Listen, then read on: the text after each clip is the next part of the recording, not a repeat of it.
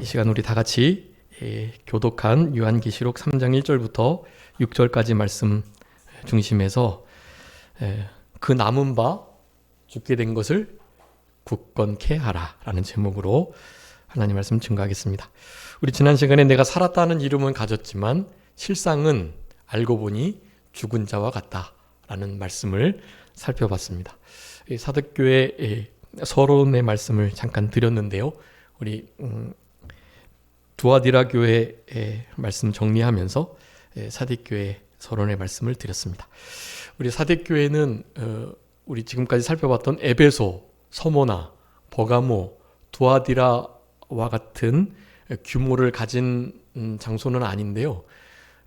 그 지형적 위치가 아주 우리 예루살렘처럼 견고한 요새와 같았대요. 그래가지고 사실 오늘 우리 예수님께서 권고하고 계시지만 일 깨지 않아도 주의하고 경계하고 깨어서 있지 않아도 사실은 그 지역을 잘 이렇게 침범하지 못하는 그런 지형적인 요건을 가졌다고 그래요. 그러니까 더욱더 그저 괜찮다, 평안하다 하면서 신앙적 타락을 더 가지게 되는 그런 일이 있었던 것 같습니다. 물론 작은 도시이긴 했지만 우리 에베소, 버가모, 두아디라, 사대, 서모나 이런 교회들만큼 그런 경제생활을 하게 될 때 이렇게 조합에 가입해야만, 그 조합에 가입된다는 건 신앙을 최소한 양보하거나 그리고 포기해야만 가능한 그런 상황이었던 것은 분명한데요.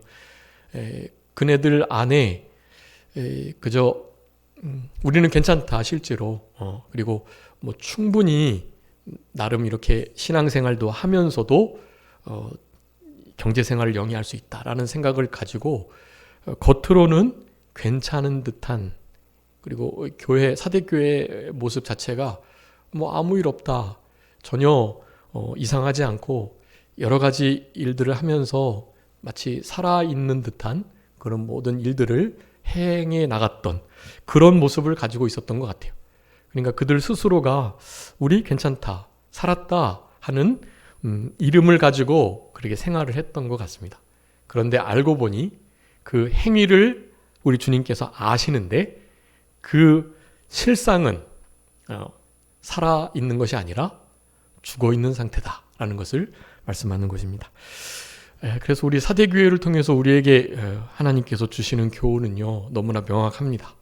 지금 우리의 이런 삶 속에 사실은 사대교회와 같은 상태가 충분히 있을 수 있음을, 그렇게 살아가기가 너무나 좋은 그런 때임을 우리가 생각해 볼 때 더욱더 확실합니다. 우리의 삶 속에 우리 교회나 우리 개개인이 실제로 살았다는 이름은 가졌지만 죽은 것은 아닌가? 실제적인 살아있는 신앙이 있는가? 개인적으로도 교회적으로도 또 가정이나 또 내가 속한 공동체 안에 살아있는 산 신앙으로 인한 참된 열매들이나 또 하나님께서 기뻐하시는 그런 신앙의 믿음의 역사들이 있는가라는 것을 보라고 하시는 거예요. 우리가 지금 이제 내 교회를 살펴보면서요, 그 교회에 각각 나타나신 우리 예수님, 주님의 모습이 있었습니다. 그 모습을 우리는 유의해야 할 필요가 있어요. 우리 1장에서 우리 주님께서 사도 요한에게 보이셨던 우리 예수님의 모습이 부분 나타나는데요. 그 면면들을 잘 그 교회에 적용해서 그런 모습으로 나타나신 이유가 반드시 있기 때문에 주님이 나타나신 그 모습을 가지고도 우리가 사대교회와 같은 곳에 나타나셨던 주님의 그 모습을 생각하며 거기서 우리는 교훈을 또한 받아야 하는 것입니다. 그렇게 받으면서 우리의 삶 속에 사실 죽어있는, 무너져 있는 행위의 열매가 맺혀지지 못하는 그런 부분들이 있나를 살펴보라고 이 말씀을 하고 계시는 거다라고 할 수가 있겠습니다. 살았다는 이름은 가졌지만 실상은 죽은 자. 여러분 이런 판단을 지금처럼 이렇게 책망을 받을 때 듣는 것은 좀 괜찮은 거예요. 근데 이것을 우리 주님 심판대 앞에서 받게 되면 그건 진짜 큰 낭패입니다. 그때는 만회할 수가 없거든요. 그러니까 지금 이 말씀을 가슴 아프게 나에게 하시는 말씀으로 듣고 실제로 나의 삶의 영역 속에 죽은 것과 같은 그런 일이 있지 않나. 겉으로는 살아있는 것으로 말을 하고 포장을 했는데 실제로 죽어진 행위의 열매가 없는 그런 부분이 있지 않나. 그것을 분명하게 살펴보시고 그 부분을 바로 회개하여 고치지 않으시면 오늘 본문은 그렇게 말씀합니다. 나은 바 죽게 된 것을 굳게 하되 어떻게 해서요? 일깨서요. 일깨어 그 주보에 그 칸이 부족해가지고 일깨어라는 말을 제가 못 넣었는데요. 일깨어가 중요한 거예요. 그 남은 바 죽게 된 거 남아있긴 하지만 사실 조금 있으면 이제 실상은 죽어 있는 것과 다름이 없을 만한 그것을 우리는 일깨어가지고 일단 그것만이라도 굳게 잡는 일이 필요한 것입니다. 오늘 본문에 의하면 몇 사람 그 옷을 4절에 그 옷을 더럽히지 아니한 자 몇 사람이 있다라는 거예요. 옷을 더럽히지 않고 흰 옷을 입고 우리 주님과 함께 하게 해주시겠다 그랬잖아요. 그런데 실제로 그들의 사대 교회 안에서의 삶 속에 옷을 더럽히지 않고 주님과 늘 동행하는 몇 사람이 있었다는 거예요. 그들은 나중에 진짜 하나님 앞에 섰을 때에도 하나님이 나와 함께 하자, 나랑 동행하자, 그렇게 칭찬해 주시는 이들이 있다라는 거예요. 물론 우리는 법정적으로 그 심판대 앞에서 다 흰옷을 입게 될 거고 다 이제 주님과 영원토록 동행하게 되는 거예요. 하나님과 함께. 그런데 그들 가운데 이 땅에서는 다른 사람들은 다 그렇게 못 살았는데 자기 옷을 더럽히지 않고 옷을 빨고 그래서 옷을 희게 하고 계시록에 의하면 예수 그리스도의 피로 옷을 희게 한다고 그랬어요. 그리스도의 피 묻은 구속의 역사를 통해서 날마다 자기를 정결케, 성결케 하는 삶을 실제로 살아간 이들은 법정적으로가 아니라 하나님 심판대 앞에서 그 부분에 대해서 잘했다 칭찬받게 되는 거예요. 못한 사람들이 있는 반면 그 가운데 몇몇 사람이 신앙을 지키고 실제로 어떠한 희생이 따르더라도 순교의 각오를 하고 옷을 더럽히지 않도록 잘 지키며 하나님과 동행했던 그들에게는 그와 같은 상급을 하나님께서 하늘에서 인정해 주시고 받게 해주신다는 거예요. 그건 그냥 법정적으로 누구나 다 하늘에 올라간 자들이 입는 흰옷과 주님과의 동행의 삶과는 다른 거예요. 거기에 다 차등이 있습니다. 그런 상급을 주시겠다고 그랬던 거예요. 자, 그 남은 바 죽게 된 거.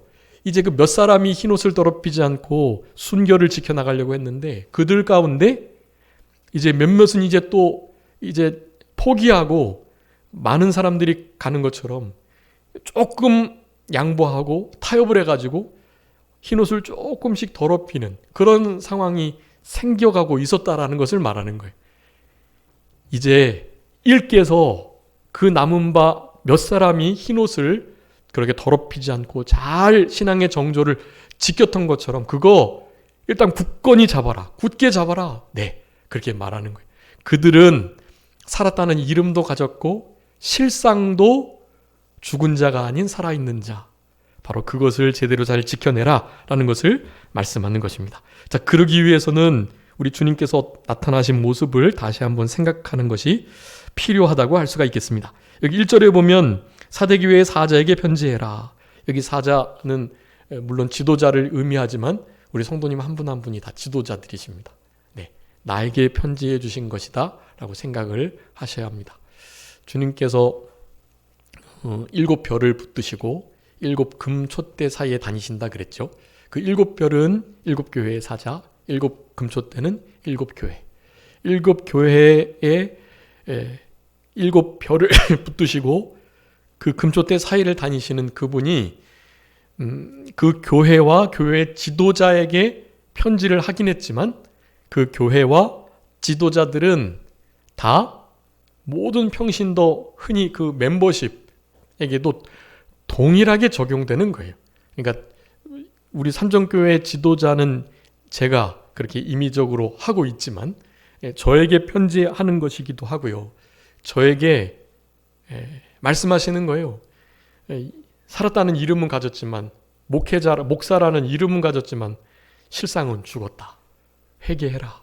일깨어 남은 바 죽게 된 것을 굳게 해라 라고 저에게 명령을 주시는 거고요. 그것은 우리 교회를 향한 것이기도 하고 교회에 속한 모든 성도님들 한 분 한 분에게 하시는 말씀이다. 네, 그렇게 들으셔야 돼요. 목사님 들으라는 얘기다. 저거 우리 삼중교회에게 하는 말이다. 그것이 아니라 실제로 우리가 교회니까 우리에게 하시는 말씀으로 들으셔야 돼요. 이 편지를 우리가 받는 것입니다. 하나님의 일곱 영, 일곱 뼈를 가지신 이라고 표현합니다. 여기 일곱은 계시록에 많이 나오는데요. 일곱이라고 하면 무슨 의미인 거죠? 일곱은 신적 완전수, 하나님의 수이기도 하고요. 완전수예요. 세상의 완전수는 10이라고 할 수 있겠고요. 성경에 하나님께서 우리들에게 의미를 던져주시는 완전수는 7, 그리고 12, 그리고 3도 상당히 신적인 수예요. 또 온전한 수이고요. 그래서 3이나 7이나 12 이런 것이 이를테면 좀 온전한 수, 완전한 수라고 할 수가 있겠는데요. 그런 수들이 계시록엔 많이 나와요. 일곱 영, 일곱 별 다 마찬가지입니다. 일곱 영은 누구를 가르치시겠죠? 성령님을 가르치시는 것입니다. 그러니까 일곱 영이니까 결국 어떤 성령님이라는 뜻이겠습니까? 완전하신 성령님이라는 뜻입니다. 여러분, 사대교회와 같은 책망을 면하기 위해서는 바로 이 일곱 영, 완전하신 성령님의 인도와 주장을 잘 받아서 살아나가는 것, 그것이 요구되는 것이라고 할 수가 있겠습니다. 여러분, 우리 히브리서 9장 할 때 배웠죠. 거기에 우리 성령님께서 우리 예수님의 구속 사역 가운데 온전히 관여하셨는데 9장 14절에 뭐라고 말씀했죠? 예수님의 그 죽으심에도 성령님께서 관여하셨어요. 어떤 성령님이라고 말했냐면 영원한 성령님이라 그랬어요. 한번 읽어봐 주세요. 히브리서 9장 14절. 하물며 영원하신 성령으로 말미암아 흠없는 자기를 하나님께 드린 그리스도의 피가 어찌 너희 영심을 죽은 행실에서 깨끗하게 하고 살아계신 하나님을 섬기게 하지 못하겠느냐. 아멘. 9장 10장에서 계속 말씀하는 거예요. 염소나 송아지의 피가, 가축의 피가 실제로 우리들의 죄를 없이 할 수 없다. 그것이 실제로 몸이 들여지셔서 생축으로 하나님께 바쳐지신 어린 양 되시는 예수 그리스도의 피를, 그것이 그림자처럼 상징하고 예표하기 때문에 그런 것이 효력이 있었던 거지, 실제로 가축의 피가 우리의 죄를 없이 할 수가 없는 거예요. 만약에 없이 했다면 우리 예수님이 돌아가실 필요가 없었겠죠. 죄 없는 가축들의 피가 실제로 우리의 죄를 깨끗하게 했다면 그럴 필요가 없는 거죠. 그런데 오실 그리스도를 믿고 또 오신 그리스도를 믿는 그 믿음으로 인한 그리스도의 보혈이 우리의 죄를 실제적으로 없이 한다라는 것을 말하는 거예요. 그것을 9장 10장에서 계속 강조하고 있습니다. 근데 그 일을 우리 예수 그리스도의 그 흠없는 피가 이루셨다라고 말하는데요. 그 그리스도의 피를 흘리시는 역사가 무엇으로 말미암아요? 영원하신 성령으로 말미암아 그리 됐다는 것을 말씀하는 거예요. 이 히브리서 9장 14절이 정말 아주 중요한 말씀입니다. 그래서 성령님께서 완전하신 하나님의 영, 그리스도의 영, 바로 성령이시기 때문에 예수님의 그 구속 사역이 그렇게 완전해질 수 있었던 거예요. 거기 영원하신 성령은 온전하고 완벽하신, 완전하신 성령이다라는 의미예요. 일곱 영, 같은 의미라고 할 수가 있겠습니다. 그 성령님께서 한번 복습을 좀 하긴 해야 되겠는데요. 또 어디에 관여하셨다 그랬죠? 영원하신 성령님께서요. 예수님의 죽으심에 아주 명확하게 관여하셨고 또 어디에 관여하셨죠? 우리 주님의 탄생에 관여했다고 그랬어요. 한번 읽어봐 주세요. 누가복음 1장 35절. 중요하니까 한 번 더 복습하겠습니다. 누가복음 1장 35절. 천사가 대답하여 이르되 성령이 내게 임하시고 지극히 높으신 이의 능력이 너를 덮으시리니 이러므로 나실 바 거룩한 이는 하나님의 아들이라 일컬어지리라. 아멘. 하나님의 아들 예수님께서 그렇게 성육신 인카네이션 아주 중요한 건데요. 하나님이 사람의 몸을 입고 오는 것. 이 일은 누구로 말미암아요? 성령으로 말미암아 잉태되었기 때문에 가능한 일이다라는 거예요. 예수님의 탄생하심부터 우리 성령님의 깊은 개입이 있었기 때문에 영원하신 완전하신 그 성령님께서 그 일을 가능케 하셨다라는 거예요. 구속사역에서는요. 구속사역 중에 주님께서 이루시는 모든 구속사역의 면면에 또 우리 성령님께서 관여하셨다 그랬어요. 한번 읽어봐요. 사도행전 10장 38절.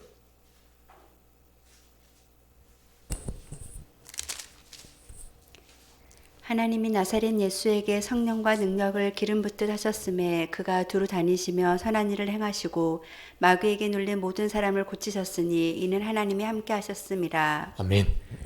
예수님께서 하셨던 여러 가지 사역 중에 예수님의 메시아 그리스도 되심을 나타내는 이사야나 또 예레미야의 말씀들이 성취되는 역사들이 있었어요. 근데 그 모든 일들을 죽은 자를 살리고 눈먼 자를 눈뜨게 하시고 여러 병자들을 약한 자를 귀신 들린 자를 그렇게 회복시키고 온전케 하시는 역사. 그 모든 역사는 무엇으로요? 성령의 능력으로. 하나님께서 성령을 능력과 함께 기름 붓듯 예수님께 부어주셔가지고 성령의 역사로 그 일이 이루어진 것을 말씀하는 거예요. 예수님의 탄생에, 두 번째는 예수님의 구속 사역 속에 실제로 성령님께서 아주 강력하게 개입하셨다. 세 번째로가 예수님의 죽으심이에요. 히브리서 9장 14절. 성령으로 말미암아 예수님의 그 죄 없는 거룩한 보혈의 그 피 흘리심이 우리를 특별히 양심을 죽은 행실에서 깨끗하게 하고 살아계신 하나님을 섬기게 한다. 이스라엘 백성들이 아무리 대속죄일 날 완전하게 모든 이스라엘 백성들의 죄를 속하고 때마다 절기마다 또 죄 지을 때마다 날마다 동물을 끌고 와서 아무리 피를 흘려도 사실 그 모든 피가 그들의 행실을 온전케 하거나 특별히 양심을 깨끗하게 하는 일을 할 수가 없는 거예요. 근데 그 일을 예수님의 그 온전하신 거룩하신 피가 그 일을 가능케 했다. 근데 그 일을 가능하게 하는 것은 성령으로 말미암아 이루어지는 것이다. 그렇게 말씀하는 거예요. 영원하신 성령님의 우리 예수 그리스도의 죽으심에 그렇게 온전하게 관여하심으로 말미암아 그 일이 이루어졌다라는 것을 말씀하는 거예요. 아주 중요합니다. 마지막으로는 부활하심에도 관여하셨다 그랬죠. 로마서 8장 11절 한번 읽어봐 주세요. 로마서 8장 11절.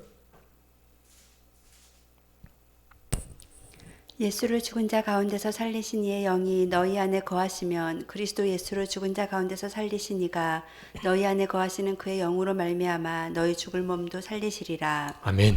예수를 죽은 자 가운데서 살리신 영, 예수님의 부활을 이루신 영이 바로 성령님이시다라는 거예요. 그 성령님이 당연히 우리의 영도 또한 살려내실 것을 말씀하는 거예요. 여러분, 성령님께서 영원하신 성령으로 오늘 본문에 의하면 7 영, 우리 예수님께서 7 영과 7 별을 가지신 이로 나타났다는 거예요. 여러분, 성령님의 이와 같은 역사를 우리가 분명히 기억하고 우리의 예수님께 역사하셨던 이 성령님께서 이제 누구에게요? 우리에게요. 여러분, 성령님께서 지금 우리를 여기에 있게 하신 것, 마치 성육신 하게 하시는 역사처럼 지금 이 자리에 하는 성령님께서 우리를 있게 하셨다. 그리고 우리가 구원을 이루어가는 모든 일에 이 성령님께서 우리와 함께 하신다. 우리의 죽음이나 우리의 부활 또한 예수님께 그리하셨듯 성령님으로 말미암아 우리가 죽고 날마다 죽고, 그리고 실제로 오늘 사대교회처럼 살았다는 이름은 갖고 죽은 자로가 아니라 실제로 우리가 정과 육신이 못 박혀 죽고 산 자로서 이 땅을 살아갈 수 있는 일에 우리 성령님께서 교통감화 감동하시는 그 역사로 우리가 그러한 일을 할 수 있다라는 것을 말하는 거예요. 이것이 그래서 아주 중요하고, 예수님의 이 네 가지의 탄생과 구속 사역의 삶과 그리고 죽으심과 부활, 이 네 가지에 성령님께서 개입하셔가지고 그 일을 함께 하셨던 것처럼 우리에게도 그 일을 하신다라는 것을 말합니다. 그래서 그 부분들을 실제로 당연히 성경에서는 우리에게 직접적으로 적용하시는 말씀을 하고 계시는 거예요. 네, 그것도 한번 살펴보도록 하겠습니다. 에베소서 1장 13절 한번 읽어봐 주세요. 에베소서 1장 13절, 제가 네 가지 말씀드릴 건데 우리 성도들, 우리들에게 성령님께서 적용하시는 일이에요. 그 안에서 너희도 진리의 말씀 곧 너희의 구원의 복음을 듣고 그 안에서 또한 믿어 약속의 성령으로 인치심을 받았으니. 아멘. 약속의 성령님께서 우리에게 어떻게 해요? 인치시는 역사를 하셨다. 여러분, 창세 전에 예수 그리스도 안에서 하나님께서 우리를 택하여 주셨는데요, 예수 그리스도께서 그 일을 구속의 사역을 통해서 실제로 성취하셨고요, 그 구원의 계획을 계획하신 하나님 아버지의 계획하심과 그 일을 성자 예수님께서 이루셨는데, 자, 그 두 가지의 것을 누가요? 성령님께서 우리에게 뭐 하신다? 인치신다는 것은 적용하신다는 거예요. 성령님께서 우리에게 하나님의 구원 계획과 예수님의 구원 성취의 그 진리를 우리들에게 아주 직접적으로 적용하시는 분, 여러분, 그분이 성령님이신 거예요.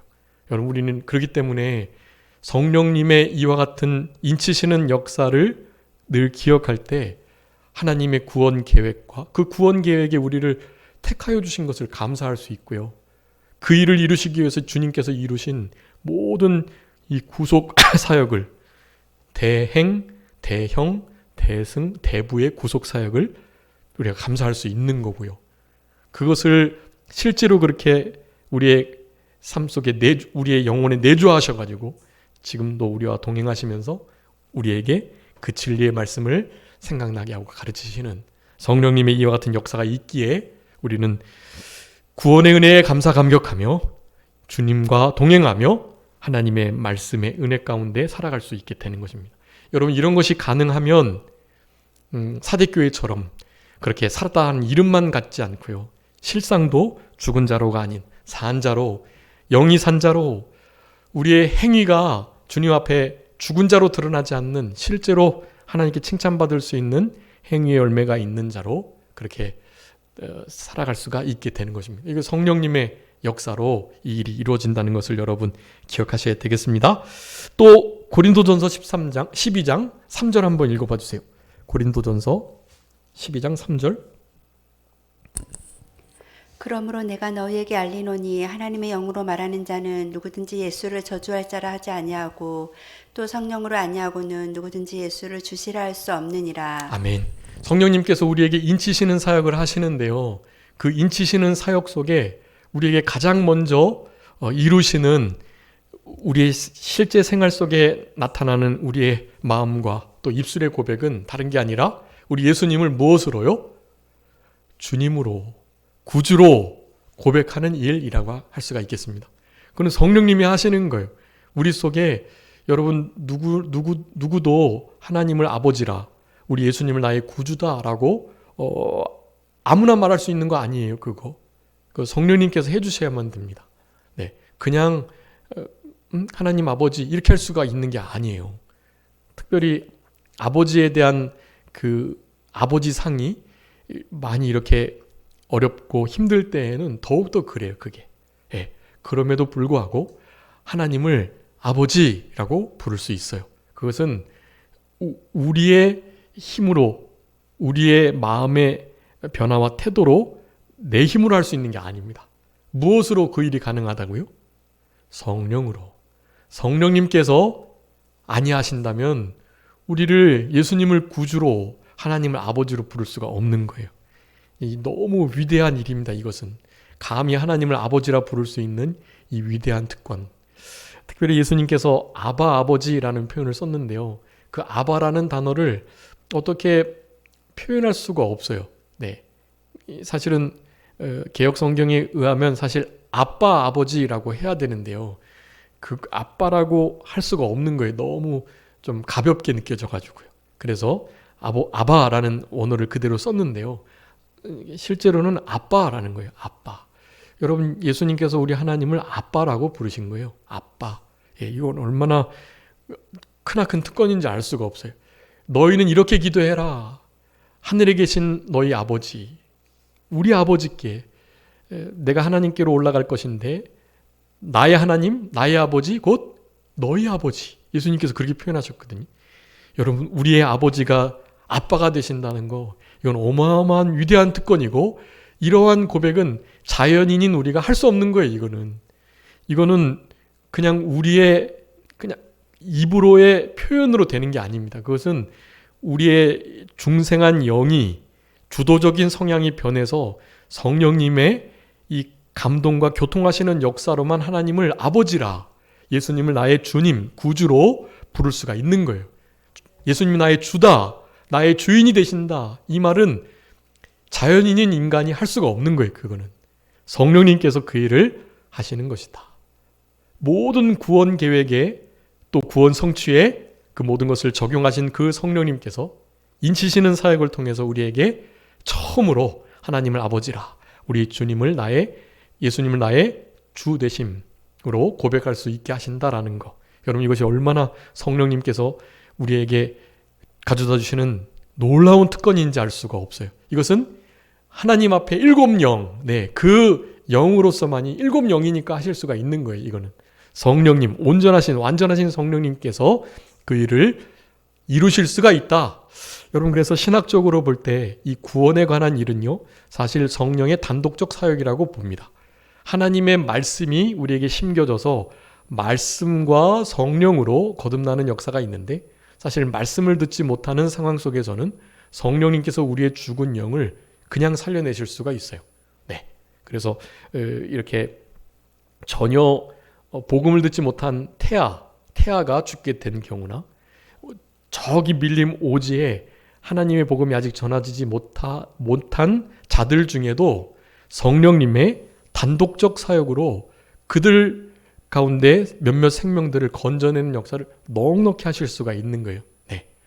일반적으로는 복음이 그들의 언어로 들려져야 그 말씀을 통해서 하나님, 예수님, 성령님을 인식하고, 그렇게 해서 성령님의 또 이렇게 영을 살려내시는 역사로 더불어서 회심, 믿고 회개하는 중생케 되는 역사가 있는 것이 일반적이지만, 원래적으로는 이렇게 예수님의 모든 탄생과 또 구속 사역의 모든 면면과 죽으심과 부활에 아주 깊이 관여하셔가지고 그 일을 실제로 함께 이루셨던 성령님께서 사실 그 모든 구원에 관한 일들을 하시는 분이시다. 네, 그것을 분명하게 성경의 원리로 말씀하고 있어요. 네, 그러니까 성령님이 무슨 일말의 어떤 기운이나 에너지 뭐 이렇게 생각하시면 안 돼요.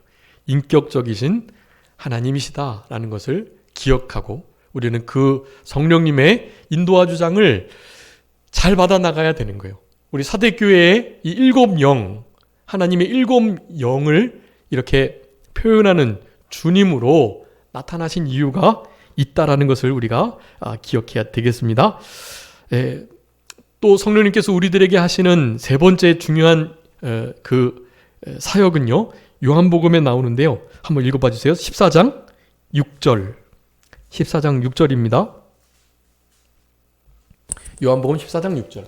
예수께서 이르시되 내가 곧 길이요 진리요 생명이니 나로 말미암지 않고는 아버지께로 올 자가 없느니라. 아멘. 여러분, 우리 예수님으로 말미암지 않고는 아버지께로 올 자가 없는데요.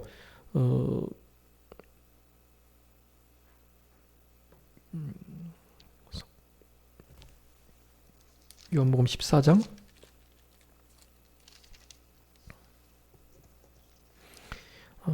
일단 하나님의 말씀을 먼저 가르치시고 생각나게 하시는 것을 먼저 봐주세요. 14장 26절 한번 봐주세요. 보혜사 곧 아버지께서 내 이름으로 보내실 성령 그가 너희에게 모든 것을 가르치고 내가 너희에게 말한 모든 것을 생각나게 하리라. 아멘. 우리 주님께서 하셨던 모든 역사를요, 우리 성령님께서 우리들에게 실제적으로 무엇하게 하신다고요? 가르치시고 생각나게 하신다라는 것을 우리에게 말씀해 주고 계세요. 여러분, 이거 성령님께서 우리에게 주시는 아주 중요한 너무나 복된 특권은요, 우리 안에 계신 그 성령님께서 예수님의 모든 성취하신 그 구속의 역사들과 또 하셨던 말씀들과 또 이루신 실제의 구원에 관계된 모든 것들을요, 그것이 다 아주 영적인 거고요. 그렇기 때문에 그것을 성령님이 아니시고서는 알 수가 없어요. 성령님께서 우리 안에 계셔가지고 우리 요한일서 배웠었죠. 기름 부으심, 성령님의 역사가 있는 이들은 다르게 배울 가르침 받을 필요가 없어요. 왜냐하면 성령님께서 우리 안에서 이미 다 가르치시고 생각나게 하시기 때문인 것입니다. 여러분, 성령님은 이렇듯 우리들에게 아주 중요한 일들을 하고 계신다. 그러니까 이 성령님을 우리가 의지하고서 그렇게 살아갈 때, 그럴 때 우리가 사대교회와 같은 책망을 피할 수 있고요. 사대교회에게 그나마 하셨던 칭찬, 너희들의 남은 바 죽게 된 것, 이제 또 시름시름 죽어갈 수밖에 없는 그거, 다른 것이 아니라 흰옷을 더럽히지 않고 그 흰옷을 더럽히지 않으려고 힘쓰면서 우리 주님과 동행하는 그 삶을 끝까지 살아내도록 우리들에게 권고하시며 권면하고 계시는 것입니다. 자, 이와 같은 성령님의 예수님과 또 우리들에게 하셨던 구체적인 성령님의 구원의 역사, 구속의 역사들로 인하여서 우리가 사대교회와 같은 책망을 받지 않고 칭찬을 잘 받아 나갈 수 있는 그런 우리들이 될 수 있다는 사실을 오늘 본문의 말씀을 그렇게 통해서 깨달을 수 있겠고요. 그런 우리들이 진짜 사대교회처럼 사대교회가 받아야 할 책망을 피하고 또한 칭찬을 잘 받을 수 있도록 그렇게 해야만 하는 것입니다. 하나님의 일곱 영, 일곱 별을 가지신 분, 바로 그분이 일곱 별은 일곱 교회의 사자인데요. 여러분 한 사람 한 사람이 다 별이십니다. 다니엘 12장에 의하면 지혜로운 자, 많은 사람을 하나님께로 옳은 대로 이끄는 자들, 그런 자들이 다 궁창의 별과 같이 해와 같이 밝게 빛난다고 말씀하고 계세요. 우리 주님께서 새벽별이신데 새벽별을 우리들이 가지고 있으니까 우리들도 별과 같은 일들을 해나가는 것입니다. 지도자들만이 별이 아니고 우리 성도님 한 사람 한 사람이 다 별들과 같다. 네, 별의 영광을 이제 우리가 누리게 되는데, 우리 고린도전서 15장에 있는 것처럼 별과 별의 밝기가 다른 거예요. 달과 별, 별과 해, 달과 해의 영광과 밝기와 그 상급이 다 다른 것처럼요. 나중에 이제 우리가 부활체가 되면 그 부활체의 영광이 다 다르다고 성경은 말합니다. 네. 하나같이 영광스럽긴 하지만 조금 더 하나님 앞에 주님을 많이 닮는, 하나님 말씀을 더 목숨 걸고 순종한 성령님의 열매를 많이 맺힌 그런 이들이 그 부활체의 영광이 다르게 드러나는 거예요. 별과 별의 영광도 다르다고 말씀하셨어요. 우리 성도님 한 사람 한 사람이 다 별들이신 것입니다. 그 별을 우리 주님께서 붙들고 계시는데요. 붙드시고 어떻게 하시죠? 일곱 별을 어떻게 하신 분? 한번 읽어봐 주세요. 일곱 별. 2장 1절 에베소 교회에게 하셨던 에베소 교회의 사자에게 편지하라. 오른손에 있는 7별을 붙잡고 7 금촛대 사이를 거니시는 이가 이르시되. 아멘. 7별을 붙드시고 7 금촛대, 그것은 교회라고 그랬죠. 7 금촛대는 교회 사이를 다니시면서 그렇게 별을 붙드시고 금촛대의 모든 상황들을 보시는 우리 주님. 네.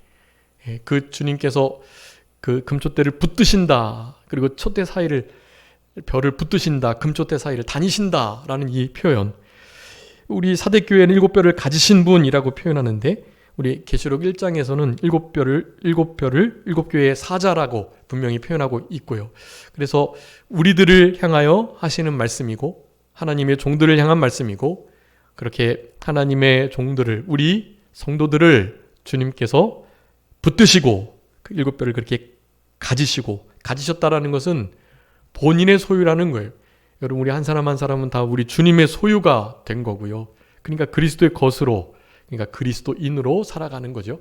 그리스도인으로 살아가는 우리들이 주님께서 우리를 붙드시고 또 교회 사이를 다니신다고 말씀하시면서 우리들에게 대한 온전하신 관심과 보호와 통치를 나타내고 계신다라는 것을 우리 계시록 1장 할 때 말씀드렸습니다.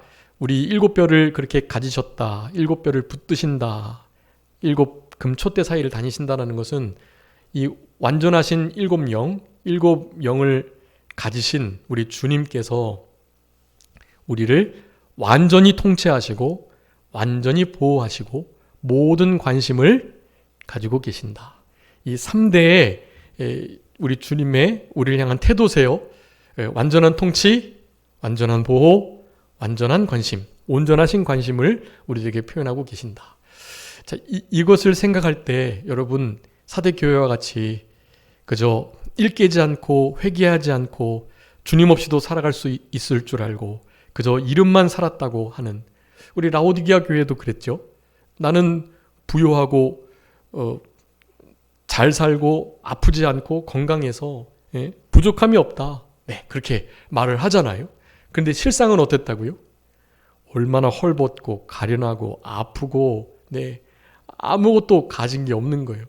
병들어 있고 그래서 안약을 사서 눈을 밝게 떠야 할 지경으로, 또 흰옷을 사서 자기의 수치를 가리워야 할 정도로, 또 금을 사서 제대로 하나님 앞에 부요한 자가 되어야만 하는 상태에 있었던 거예요. 근데 그런 것도 모르고 자기는 괜찮은 줄 알고 그렇게 살아가게 되면 나중에 밝은 별로 궁창에 밝게 영원토록 빛나는 그런 빛으로 드러날 수가 없어요.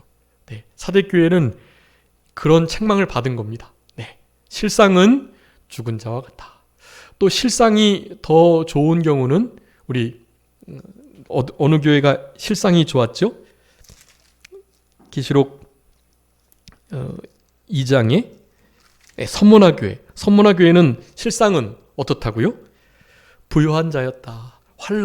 환난으로 인한 여러 가지 궁핍, 너무나 가난하고 환난이 많아서 이 하나님 앞에 저 책망받는구나, 하나님 앞에 징계받는구나 라고 생각을 했는데 알고 봤더니 너무너무나 하나님 앞에 부요한, 책망할 것이 없는 그런 자였었다는 거예요.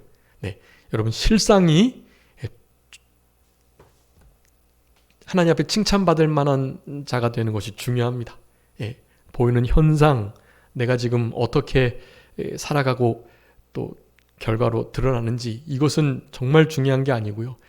그 이면에 우리 주님께서 주님의 눈으로 보실 수 있는 마음 중심, 주님께서 인정하실 만한 실상, 그게 중요한 거예요. 사대교회와 같이, 라오디게아 교회와 같이 그런 책망을 받아서는 안 되겠습니다. 그러기 위해서는 하나님의 7영 앞에서 또 내가 주님께 온전히 붙들린 주님의 것으로, 주님께서 나를 온전히 든든히 붙들고 계시는 것으로 여기면서 살아갈 때, 그럴 때 여러분, 사대교회와 같은 책망을 우리가 받지 않고 도리어 칭찬을 받을 수가 있는 것입니다. 자, 그래서 그와 같이 사대교회를 향하여 책망을 하셨는데요. 2절에 말씀합니다. 너는 일깨서 그 나은 바 죽게 된 것을 굳건하게 하라 라고 말씀합니다. 하나님 앞에 행위에 온전한 것을 찾지 못했다. 여기 행위에 온전한 것은 실제로 하나님 앞에 이제 완전하라, 온전하라는 말씀이 좀 몇몇 구절 있어요. 근데 그것은 하나님 앞에 진짜 하나도 흠이 없는 상태를 말하는 게 아니라 우리가 할 수 있는 한 최선을 다한 온전, 그것을 의미하는 거예요. 내가 너희들 앞에서 온전하게 완전하게 늘 그렇게 보였는데 본을 하나님처럼 완전하라 그런 의미가 아니라요. 나는 완전한 신이니까 온전한 성령이니까 이렇게 행했으나 너희들 안에서 행할 수 있는 최대한의 최선의 온전함 그것을 나타내라 라고 말씀하는 거예요. 주님의 능력을 힘입어서 주님께서 우리에게 주시는 힘과 능력을 사용해서 우리가 할 수 있는 모든 노력을 기울여서 완전한 상태, 여기 어떻게 하든지 흰옷을 빨고 흰옷을 더럽히지 않으려고 힘썼던 몇몇 사람처럼 하라는 거예요. 남은 자가 적습니다. 여기 남은 바 죽게 된 것을 굳건하게 하라 그랬죠. 여러분 남은 것, 이 남은 자만 구원을 받게 되는데요. 우리 한 해 동안 남은 자로서 살아가는 삶을 우리 이사야 10장을 통해서 우리가 지금 계속해서 말씀을 묵상하고 있는데요. 그 남게 된 것, 남은 바, 그것은 어떻게 남게 된다고요? 여기 남아있는 것 자체도 이것도 하나님의 은혜인 거예요. 그것을 굳건히 붙드는 것은 더욱더 하나님의 은혜고요. 여러분 남은 것은 어떻게 되는 거라고요? 한번 이거 말씀 읽고 말씀 마치도록 하겠습니다. 우리 로마서 11장 5절 말씀 한번 읽어봐 주세요. 그런즉 이와 같이 지금도 은혜로 택하심을 따라 남은 자가 있느니라. 아멘. 무엇을 따라 남은 자가 생겼다고요? 네, 은혜로 말미암아 택하심을 받은 자가 남게 되는 거예요. 여러분 남은 자의 삶도 우리가 어떻게 해보려고 해서가 아니라 실제로 은혜를 따라서 그 일이 이루어진다. 네, 그래서 은혜를 따라서 택하심을 받은 자답게 그렇게 살아가도록 우리들을 권면하고 계시는 것입니다. 이런 은혜가 있을 수 있도록 하나님께 기도 드리시면서 완전하신 성령님의 이 역사, 성령님의 이 우리 안에 내주하셔서 우리에게 하시는 이와 같은 일들을 늘 기억하면서 그 성령님 앞에서 일곱 뼈를 붙드시고 금쪽대 사이에 다니시는 우리 주님의 우리를 향하신 모든 온전하신 통치, 관심, 보호 이런 것을 감사하시면서 그렇게 남은 때를 살아가셔야 되겠고, 그렇게 될 때 우리가 좀 사대교회와 같은 이 책망을 면할 수가 있겠다. 우리 아까 요한복음 14장 제가 6절이라 그랬는데 16절이에요. 이 16절 거기는 성령님께서 우리와 영원토록 함께 계신다는 거예요. 결국 예수님은 떠나셔서 하늘 보좌 우편에 계셨지만 성령님이 또 다른 보혜사, 두 번째 보혜사로 우리와 함께 하셔서 우리와 영원토록 함께 하신다. 떠나지 않는다. 여러분 이게 가장 큰 특권입니다. 성령님께서 우리에게 하시는 가장 크고 놀라운 특권. 성령님, 그 하나님이 우리와 어떻게 계신다? 영원토록 떠나지 않고 함께 하신다라는 사실이. 여러분 이것을 감사하시면서 우리 성령님이 하시는 모든 일들을 그 성령님의 그 눈동자 앞에서, 성령 앞에서 쿰데오 코람데오, 하나님과 함께 하나님 앞에서 그렇게 살아갈 수 있는 그런 우리들의 복된 신앙이 다 되셔야 되겠습니다. 제가 기도하겠습니다. 살아계신 우리 아버지 하나님 감사합니다. 우리를 사랑하셔서 사대교회에 편지하라고 말씀하시며 하나님께서 일곱 뼈를, 일곱 영을 붙드신 그런 우리 주님께서 사대교회를 향하여 내가 너희들의 행위를 안다. 실상은 죽은 자와 같다. 겉으로는 살았다 하는 이름은 가졌지만 일락을 좋아하는 자는 살았으나 죽었다고 말씀하시며 사대교회 안에 그렇게 일락을 좋아하고 전혀 온전한 행위를 찾아볼 수 없는 그러한 삶으로, 그렇지만 살았다고 괜찮다고 충분히 하나님 없이도 만족한 그러한 삶을 살아갔던 사대교회를 향하여 우리 하나님께서 책망하시는 그 책망과 권면을 이 시간에 함께 살펴볼 수 있도록 은혜를 베풀어 주신 아버지 하나님 진심으로 감사합니다. 일곱 영 성령님의 역사하심을 따라서 그 역사를 늘 받으며 통치와 주장을 받으며 그렇게 우리 성령님께서 우리와 늘 함께 하시고 떠나지 않고 영원토록 동행하시겠다고 하셨던 약속의 말씀을 잊지 않고 기억하면서 일깨어 하나님의 말씀을 굳건히 하며 그 말씀을 유념하며 그 말씀이 우리의 심령 속에 늘 살아서 역사할 수 있도록 그 말씀을 그렇게 늘 의식하면서 다른 무엇보다도 다른 것을 통해서 우리가 위로를 받고 또 다른 것을 더 의식하고 하나님보다 보이지 않지만 영원한 하늘나라의 일들보다 다른 그 무엇을 더 생각하고 관심을 가지지 않으면서 그렇게 주님 앞에서 우리의 남은 생애를 살아갈 수 있는 우리들이 되게 하여 주셔서 하나님 앞에 실상은 살아있는 자다. 실제로 살아있고 현상도 실상도 살아있는 자로 남은 때를 살아가며 하나님께 그런 칭찬을 받을 수 있는 우리 모두가 되게 하여 주시옵소서. 완전하신 영원하신 성령님의 은혜의 역사를 따라서 이 모든 일들 넉넉히 감당할 수 있다는 것을 기억하며 이 마지막 때를 더욱더 성령 충만해서 세월을 아끼며 이 성령의 충만을 받으며 성령님과 성령님의 인도와 감동과 감화를 받으면서 그렇게 살아갈 수 있도록 그래서 많은 성령의 열매가 맺혀지고 그렇게 성령의 역사로 하나님을 그리스도를 섬겨나갈 수 있는 우리 모두가 되게 하여 주심으로 우리의 삶 속에 심령 천국의 은혜가 임하고 어떠한 일을 당해도 낙심하지 않고 불안해하지 않고 감사하면서 모든 것을 주님께 맡기면서 이 땅을 살아갈 수 있는 우리 모두가 될 수 있도록 하나님께서 은총을 베풀어 주시옵소서.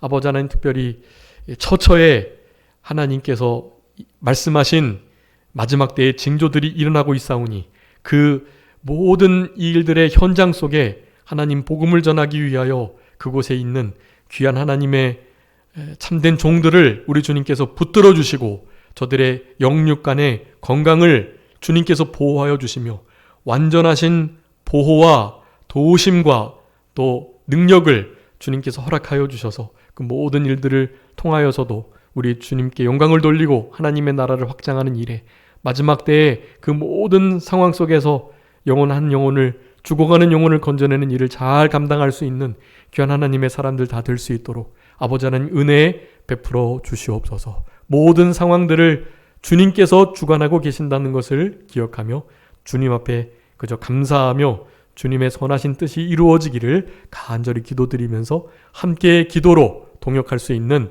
우리 모두가 되게 해주시기를 간절히 바라옵고 그저 모든 것 주님께 의탁하오며 살아계신 예수 그리스도의 이름으로 기도 올리옵나이다. 아멘.